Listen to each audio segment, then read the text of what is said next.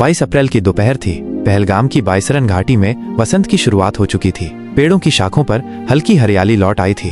घाटी में दर्जनों टूरिस्ट थे, कोई सपरिवार, कोई नवविवाहित जोड़े तो कोई अकेला यात्री, सब अपनी अपनी दुनिया में खोए हुए थे।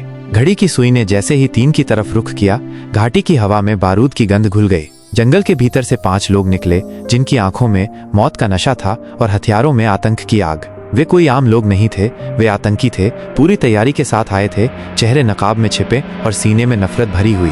वे भीड़ की तरफ बढ़े। किसी से नाम पूछा गया, किसी से धर्म। जो हिंदू निकला उसे एक तरफ खड़ा कर दिया गया।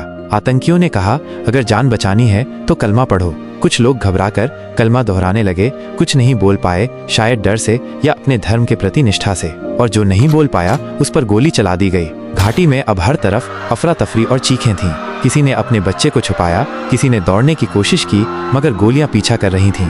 एक बच्चा, जिसकी उम्र मुश्किल से 8 साल रही होगी, अपने पिता की लाश से चिपका हुआ था। पापा उठो ना, देखो ना, ये लोग चले गए। मगर अब वहाँ कोई जवाब नहीं था। एक नवविवाहित जोड़ा जो 2 दिन पहले ही हनीमून पर आया था, अचानक गोलियों की बौछार में आ गया। पति वहीं गिर पड़ा, पत्नी बच गई, लेकिन उसकी चीखें घाटी में देर तक गूंजती रहीं। घाटी में कुल 26 लोग मारे गए, 20 से ज्यादा घायल हुए।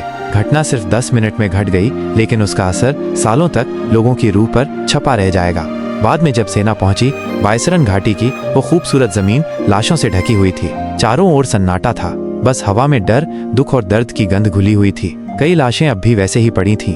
किसी की आंखें खुली थीं, किसी के होंठों पर अधूरी चीख जमी थी। सेना के जवान एक एक शव को सावधानी से उठाने लगे। जो लोग जिंदा बचे थे वे चुपचाप खड़े थे, कुछ रो रहे थे, कुछ पत्थर की मूर्तियों की तरह थमे हुए थे। घाटी के बीचों बीच शवों को एक कतार में रखा गया। किसी के सिर पर सफेद कपड़ा था, किसी के माथे पर खून सूख चुका था। और फिर श्रद्धांजलि दी गई। बचे हुए सैलानियों ने सिर झुकाया, कुछ ने मोमबत्तियां जलाईं। एक जवान फूट फूट कर रो पड़ा, क्योंकि जिन लोगों की रक्षा के लिए वो तैनात था, आज वे उसकी आंखों के सामने मारे जा चुके थे। घाटी में कोई शोर नहीं था, सिर्फ एक भारी चैन आवाज गूंज रही थी। न्याय कब मिलेगा?